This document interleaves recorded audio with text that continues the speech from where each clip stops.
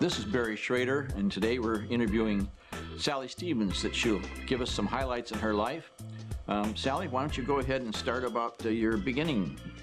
Well, I consider myself a native of DeKalb. I was born in DeKalb, Illinois in December of 1930, and it was soon after I was born my parents moved to Sycamore, so I really am also a Sycamore native. I went through schools there. We lived on Alma Street, which was at the west end of town, and my first school, well, actually kindergarten, I went to Central School, but there was a small West School behind the current West School, and it had 5 grades, and I had the first 5 years of schooling there before going to Central School, which was a block north of State Street downtown.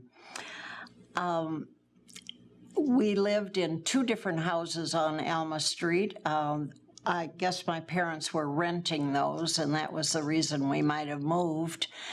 And then in later years, my parents bought a home right across the street from Central School. So I lived there through junior high years and high school. My father was a sales representative for a tailor-made clothing company in Chicago, and so he traveled really the state of Illinois and was perhaps gone as long as maybe 2 or 3 weeks at a time, but it was always good to have him come home. Living in the Depression, I had a rather meager life, I would say.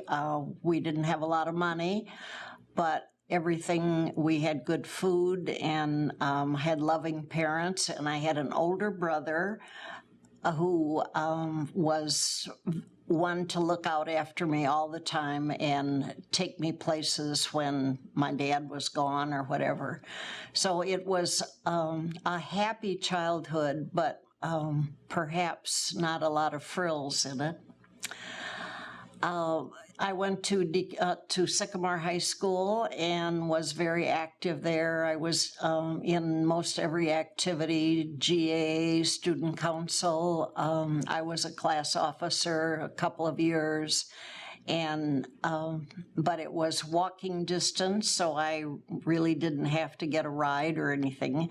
I was a Sycamore Spartan through and through when I was a young person. Maybe stepping ahead, I might say now that I live in DeKalb, I'm also concerned about the Barbs, but overall, I am an NIU Husky, and we'll get into that later. When I graduated from Sycamore High School, I went to Lake Forest College. It's a small coeducational school on the shores of Lake Michigan, and I'm still very proud of that. Lake Forest is often considered an Ivy League college of the Midwest, and certainly it is a wonderful school, and I'm very proud of that education too. So when I graduated from Lake Forest, I came back to Sycamore, and I had a couple of interviews in Chicago for positions for employment. And I think being a small-town girl, I probably was not really happy in those days to go back and go into the big city. This would have been in the early 1950s, and I went to a small school, and I grew up in a small community. And so when I came home from a couple of interviews, I just had the feeling that wasn't what I wanted to do. And my father had read an article in the local newspaper saying that the Sycamore School District had an opening for clerical position. And he said to me, Sally, why don't you call and make an appointment and interview? It'll help you feel more comfortable about interviewing for something else later. So I did that, and of course the people at the school district knew me. I'd only been away 4 years from the time I was in high school, and would you believe it or not, they hired me before I left the office. I had a question I wanted to throw in. What was your father's business? Didn't he have a store also in town? He did when I was little. Okay. It was a men's clothing store, and I remember my mother used to push me in a buggy downtown to take his lunch to him because he couldn't leave the store. It was his store, and he didn't have any employees. And when I was really too little to remember it, he was robbed by 3 armed men, came in the store, not only took money, but took clothing, and so that was kind of the end of his employment in a store downtown. But that led him into the job that he was a sales rep for this really very fine tailor-made clothing concern in Chicago. And you mentioned about the only job that you had during high school? Oh, when I was a little girl, lots of little girls, when they got big enough, they would do babysitting or that kind of employment. I really didn't do that, except on one occasion. A neighbor on Alma Street was Judge William J. Fulton, who later became in the state of Illinois legislature too. But Judge Fulton called me one day and said, Sally, I wonder if you could babysit for my 2 grandsons when my daughter and her husband come for a visit. He said, we really want you to do is maybe just play with them and look after them so that the 4 of us, my wife and my daughter and her husband, can have a nice leisurely breakfast and not worry about the boys. So his daughter was Sally Fulton Reston, married to Scotty Reston, who was a foreign correspondent for the New York Times and probably the Washington Post. He was very well known. And so I told them, yes, I could probably do that. And so for 5 days while they were visiting, my only job as a young girl was babysitting for the 2 Reston boys. And that was kind of an exciting time, really. I thought it was great fun, and I had a few nickels to spend on my own. Now we go back to your high school employment when you got your job. Who did you work for at the school district? Arthur Munns was the superintendent, and Jess Schrout was the principal. And I was probably considered high school secretary, and took care of all of the enrollment and helped with class scheduling and that kind of thing. And I had that job for 8 years, and then the Board of Education wanted a person to take over as school treasurer for the board. But I was in the superintendent's office, and for 4 years then, I was school treasurer, and that did all the accounts receivable and accounts payable, and it was a very responsible job. I had to do monthly reports for the Board of Education for their meetings. But then at the end of being a total of 12 years at Sycamore, I had a call that the president at Northern Illinois University would like to interview me for a position in his office at the university. Well, it was a civil service type job, and I had to take a test before they could hire me. And I probably have never enjoyed taking tests, but I said, I guess I could do that, and they offered to test me after 5 o'clock at night, so no one would know if I didn't pass. I didn't need to tell anybody I didn't make it. So my parents drove me to DeKalb, and they sat in the car while I went in and took the test, and when I came out, I had passed that exam. So that was kind of an interesting time because I had my first real travel trip planned. I was going to be gone for 32 days and take a trip that went around the Mediterranean in Europe. So I thought, I've been here 12 years, I need to let the superintendent know that I was going to be leaving, and I ought to give him 2 months' notice since I was going to be gone 1 month on vacation. So I called the superintendent, who at that time was Graydon Peterson, and I said, I hate to bother you at home, but would you be willing to talk to me a little bit if I came to your house soon? And by the time I had gone to his house in Sycamore, he had decided he knew what was happening. He thought I had an opportunity for another job. So we talked, and of course they were happy for me because it would have been probably a promotion. And so I still did my trip and gave them 2 months' notice to find someone else, and then I started to work at Northern Illinois University. And that career went on to 32 years. So your first job was in the president's office working with Clara Sperling? Clara was there, and Clara was there for maybe only about 2 more years. And then she went on a trip, and she was not feeling very well.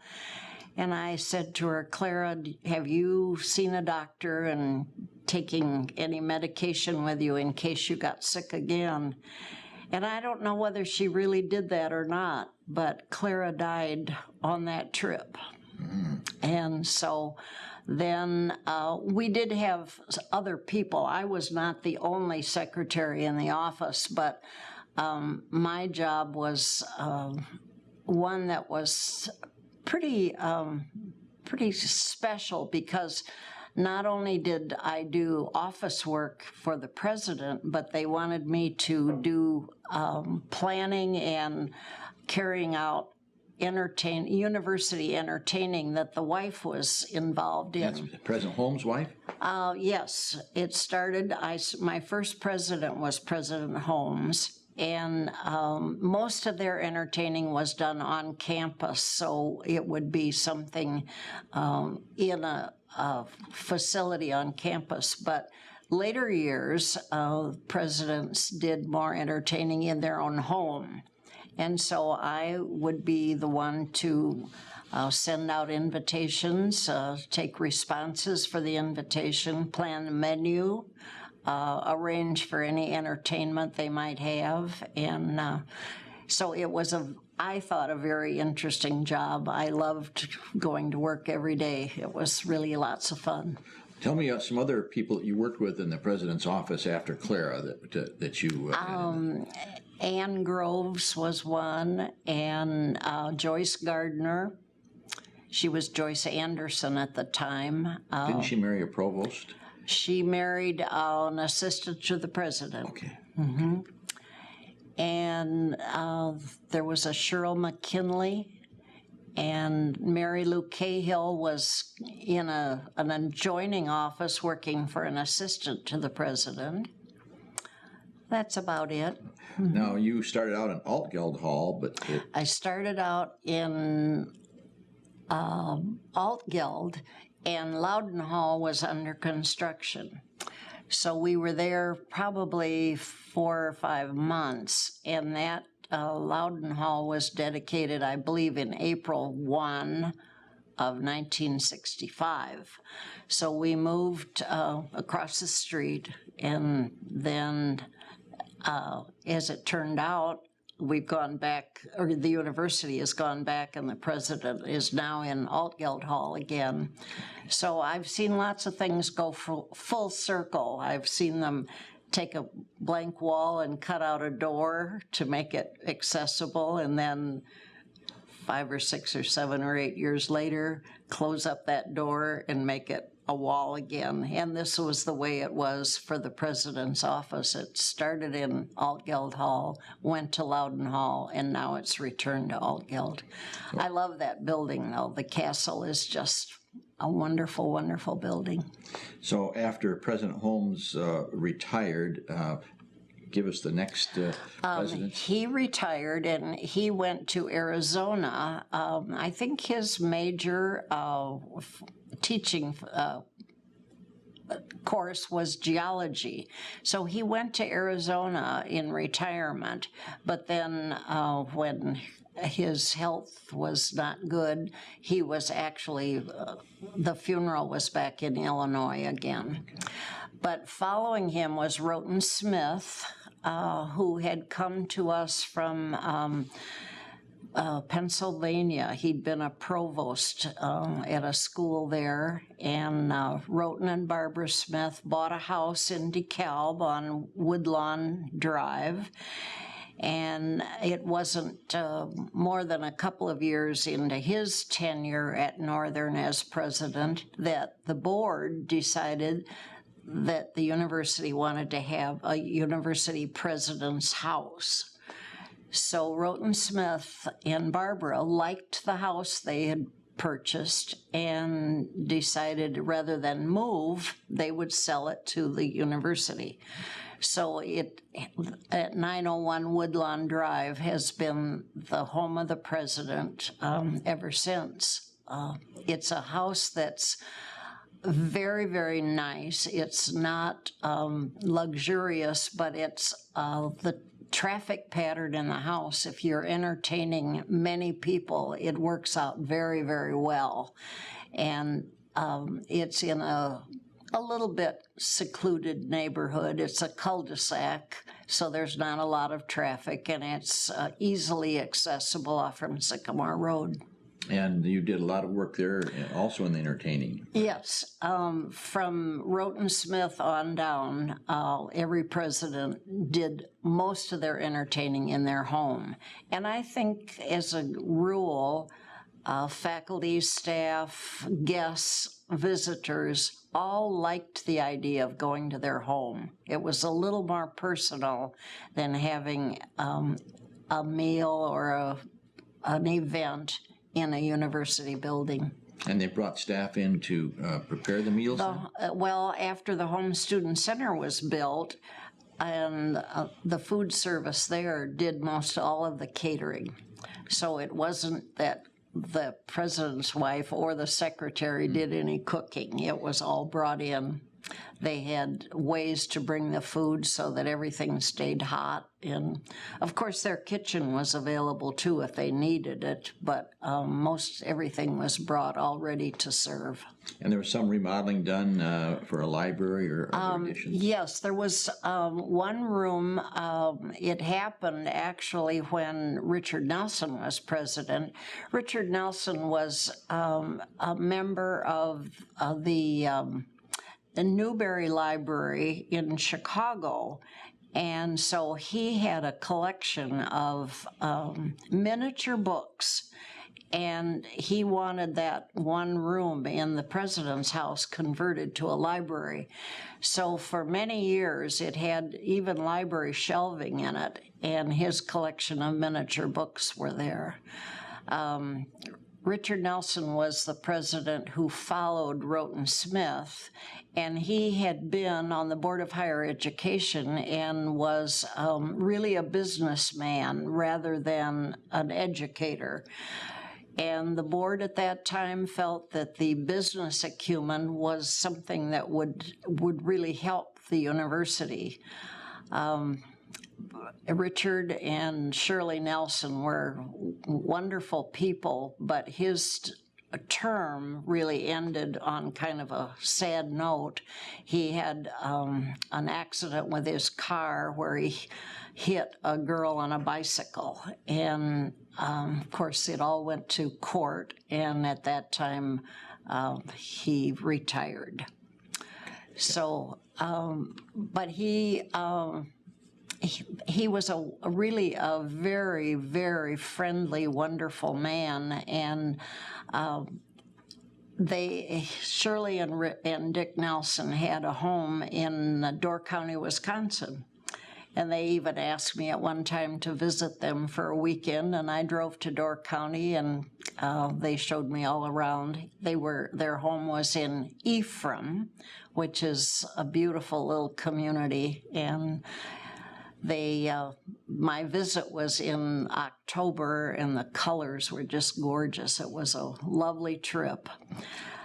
I wanted to go back to Roten Smith because his tenure, one of the biggest events that happened, of course, was the Kent State shooting and a resulting spillover of campus violence even here. And would you tell us a little bit about that? Well, that was a pretty unhappy time because, of course, the students kind of mobbed Loudon Hall, and they were pretty destructive. They painted walls in the halls, and they came in and trashed. There was a little Pullman kitchen in the president's office where we could make coffee for visitors or whatever, and they threw coffee all over the floor, and it was really terrible. What about your desk? I had a little private office with a door to the president's office at that time, and my office was wall-to-wall students, and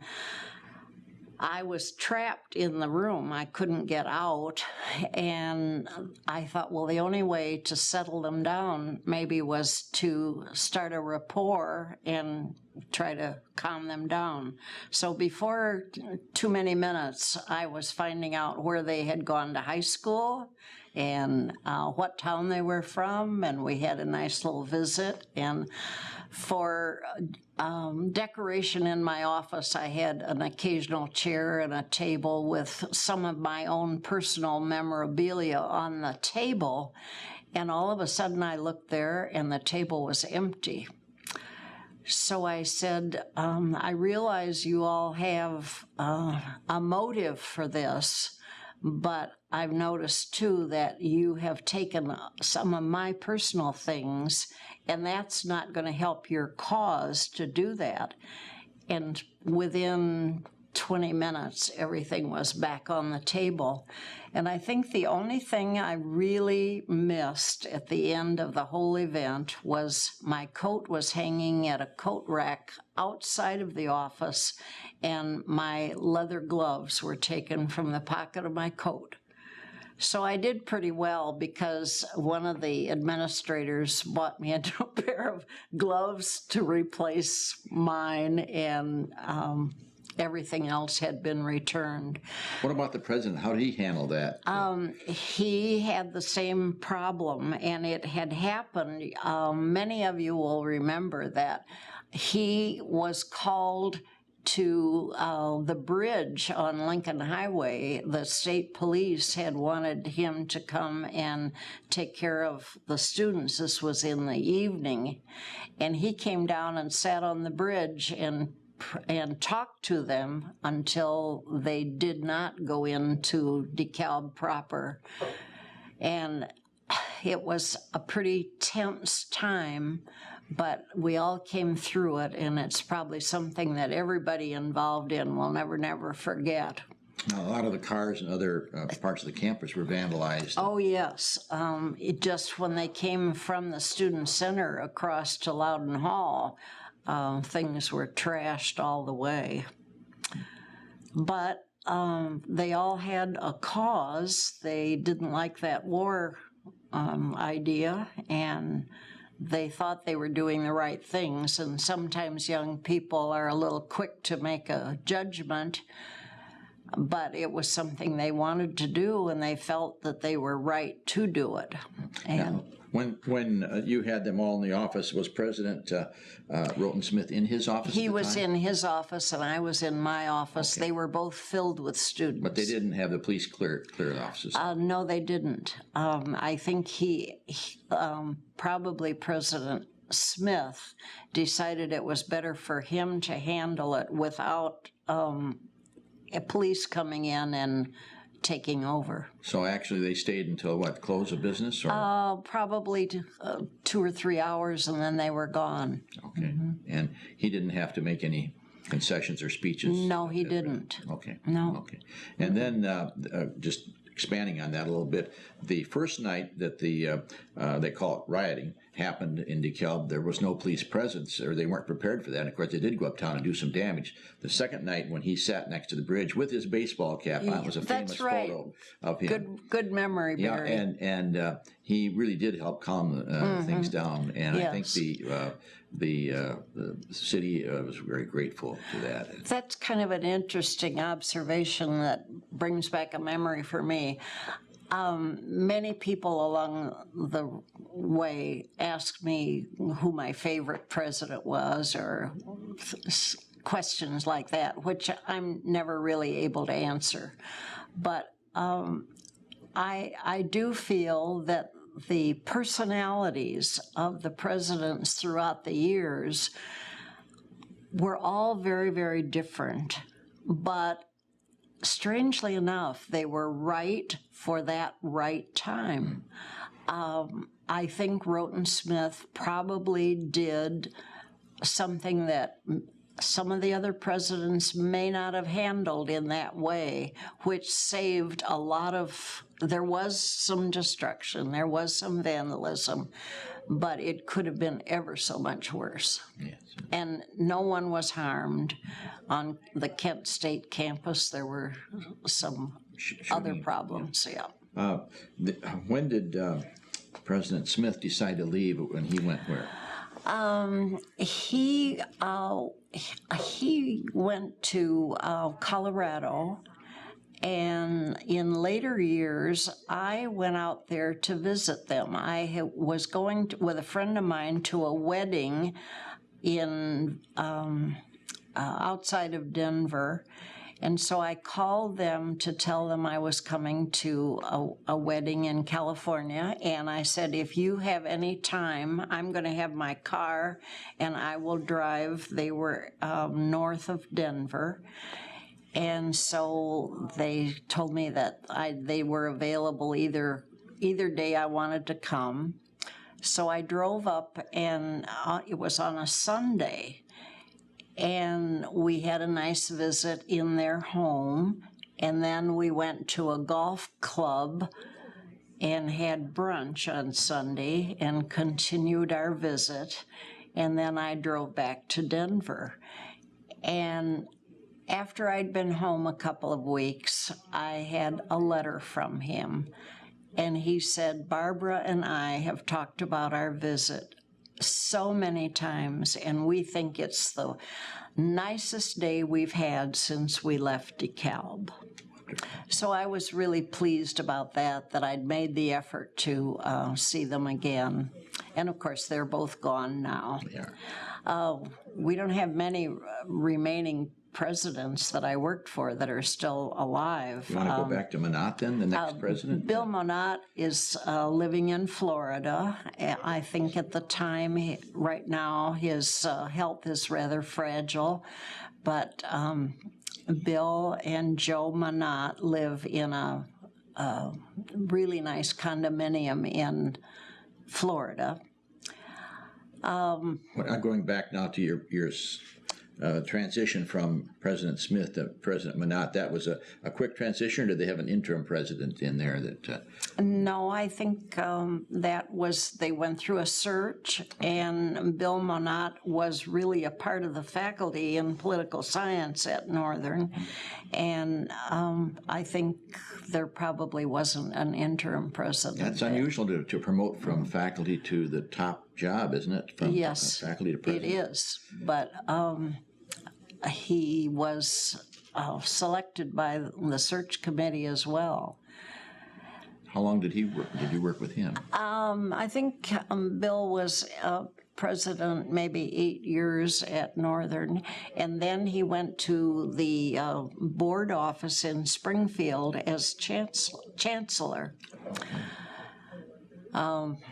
So we still had contact with him then. Okay. And that's when Clyde Wingfield came in. How did he come in? Clyde Wingfield was a personal friend of Bill Monat's, and he had been on the faculty at Northern in political science, and then he went to a position in a state university of New York. And he was selected. It was kind of a tight run between John LaTourette and Clyde Wingfield. And in the end, they chose Clyde Wingfield, who came on as president, and John LaTourette went back to his office as provost. And that wasn't a very popular choice, was it? Well, it wasn't particularly, but Clyde Wingfield's tenure lasted only 9 months. And when he was let go, they decided not to have another search for another president because John LaTourette had been their second choice, so to say. And so that saved going through another search, and they just brought him in as president right away. Wasn't that unusual for you to stay with that many presidents, to have the transition where no president decided to bring in their own team? It's one thing I'm so grateful for, because it really was great for my career. Every president that came in said, "Sally, I'd like you to stay." And, of course, any president could say, "I'd like to bring in my own secretary, but we'll find a place for you at Northern." And that really never happened. So I doubt that there will be too many more secretaries in that office that will say they've worked for 6 presidents. That's right. In the same position. I wanted to ask something else about, you had a lot of famous visitors, and you had a lot of entertaining and interaction with people from all over the country. Tell us about a few of those people. Well, we did. We had probably directors of Fermilab and, industry that had a lot of educational concerns. We had faculty that worked there, and so I knew those directors. I knew legislators, particularly in our district. They were always coming to the president's office. Starting with Dennis Collins? Well, Dennis Collins was a legislator when Leslie Holmes was president, but then his term ended, and he wasn't in the office maybe as much as some of the later ones were. But I knew Dennis Collins, and another thing that was kind of interesting, I knew his wife Gertrude. She had been a teacher at Sycamore schools, and my first cruise, I was a cabin mate with Gertrude Collins, and we went through the Panama Canal on that cruise. And so I remember when my current dentist, Dennis Collins, was born. And Dennis the second or Dennis Jr.? Well, I don't know if he's a junior or a second, but his father's name was Dennis, and he's Dennis too. So tell us about some of the governors and other people you interacted with. I don't know that I knew too many governors personally. I did know Jim Edgar, but I don't know that there were many others that I really knew so that we could visit. They may have been in the office, but probably not. Did you travel much with the presidents as far as official functions that you had to go to? No, I didn't. Some of our presidents even used a driver from transportation to take them. But No, I didn't do much traveling. The only travel I did might have been on my own for a university event, like an athletic event, a football game, or a MAC We'll championship. talk about those a little later because you had a lot of extensive interaction there. But I didn't, I never had the reason to go to a board meeting, or if they went to New York or Washington, I wasn't involved in You that. just had to make the reservations. Right, yes. Did they do a lot of travel? I mean, presidents go out of the country, or did they go on alumni sponsored trips? Yes, I don't recall that they went out of the country on business much, but they certainly went to Washington, and they went to alumni events where they would talk to alums, hoping to probably recruit some money funds. So they'd go to Arizona, California, New York, Florida, Texas sometimes, New York. Okay. During your time there, there was a lot of growth, explosive growth, and also building growth. Tell us about some of this. When I started in 1964, my recollection is that there was just about 9,000 students. And the years 1964 and 65 were certainly the rapid growth. And we built more buildings. I've gone through a lot of that, and that made a lot more work for secretaries in the office because there were lots of things to do about buildings. But I saw the music building and the art building go up, the tower at Home Student Center. How did that get named after President Holmes? And how do those decisions get made as to what buildings are named? They had a building naming committee, which was not a major committee by any means, but they did do something with the naming of a lot of the new buildings. And I suppose because President Holmes was the president at the time, that was the way they decided to do it. Any other presidents have names on buildings beside President? Well, the old Rice Hotel that's downtown in DeKalb became a building used by the Department of Political Science, and it's the William R. Monat Building. Okay. And then John LaTourette was, his name was used for Davis Hall, which is just across the street from the library on Normal Road. So they changed the name from Davis to LaTourette? Actually, it was Faraday. Faraday now. Faraday. Yeah, Okay. Faraday West was renamed. Okay. That was renamed. And he came back. He was retired then, but he came back for the renaming of that building. Okay. Now, Laredo Taft Field campus, did you have any business out there?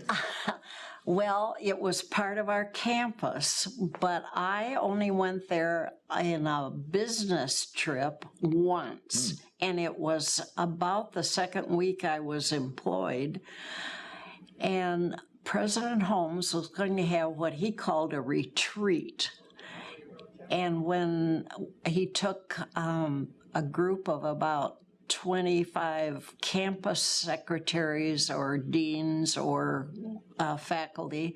We went out there, and when we got there, he said, "Sally, would you take minutes for this meeting?"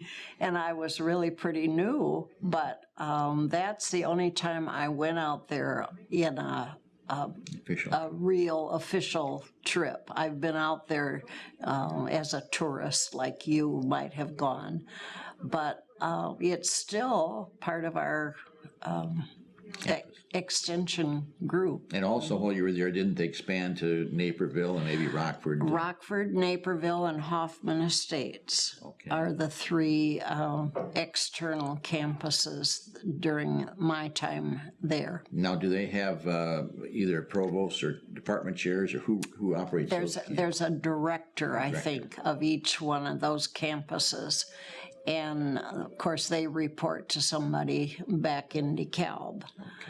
I've been to all of them, and not only do they have classes for area students, but they also have university events at those special campuses. Now, while you were working at Northern, you must have moved into DeKalb then from Sycamore, did you? I commuted okay. from Sycamore. Okay. Bought my first car, as a matter of fact, in 1964 when I was still living in Sycamore, so I drove back and forth to work every day. But I lived at Sycamore until I moved to Oakcrest. Oh, that long then. You said your first car, you didn't have a drive or have a car before 1964? I walked to work when I was in Sycamore. Oh, okay. Other things that went on during your time at Northern, what did you do for vacations or free time activities? You must have joined some things. I did a lot of traveling. I love to travel, and I think last count, I was pretty close to 100 countries that I have visited. Okay. So every time I had vacation time, I would arrange to go on some kind of a tour. I never traveled in foreign countries alone, but I have done lots of foreign travel. I've been all over the world from the time I started taking vacations from work. Did you find a favorite destination or country that you like to go back to or did go back to? Well, I've been back to several places I've been. I kind of think one of the easiest and most interesting countries might be Italy. Italy is easy to get around. It's small enough, and I think there's a lot to see and do in Rome and Florence and Milan. But I love the mountains of Switzerland, Austria, and Bavaria. Probably the country I was most interested in finally being able to say I'd been there would be mainland China. I was there for 30 days, so I did a lot in China. And I went, I think China opened to the public for tourism in 1979, and I went in 83. So China was still China. It's pretty westernized now. But you didn't have the accommodations or the food that you expect. No, they didn't know how to have tourists then. Some of the things we experienced were really pretty strange. And, of course, you couldn't drink the water, and the hotel rooms were not very beautiful then, but it was a wonderful experience. I loved that trip. Did you have a lot of close supervision by Chinese guides or people who were with you constantly so you didn't wander off on your own? No, I was with a group, so I didn't wander off by myself. But I remember one interesting thing. There were young people, they were probably student age, who were waiting table in the dining room at the hotels where we were staying.